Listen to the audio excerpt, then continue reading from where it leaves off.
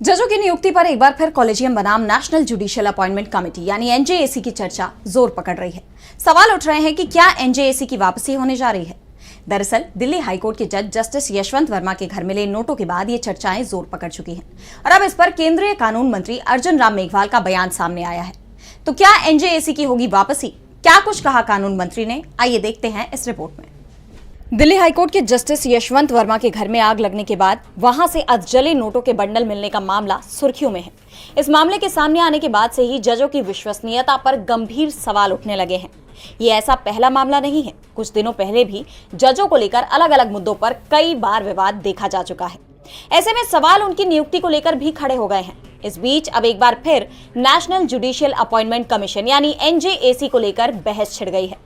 दरअसल जजों की नियुक्ति अब तक सुप्रीम कोर्ट कॉलेजियम करता आया है, लेकिन अब नियुक्ति का तरीका बदलने पर चर्चा हो रही है।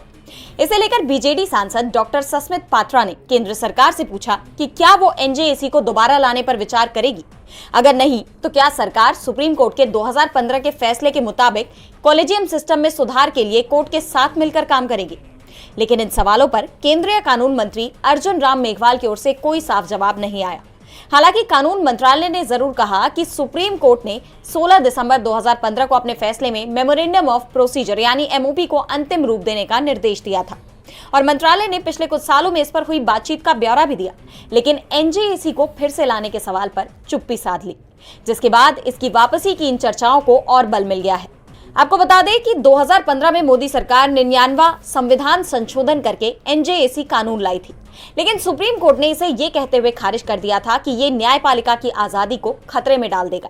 एनजेएसी को दोबारा लाने के लिए संवैधानिक संशोधन की जरूरत होगी, जिसमें लोकसभा और राज्यसभा में 2/3 बहुमत और आधे से ज्यादा राज्यों की मंजूरी चाहिए। फिलहाल इस पर सरकार का रुख साफ नहीं है, लेकिन ये तय है कि जजों की नियुक्ति का मुद्दा आने वाले दिनों में और गर्माएगा।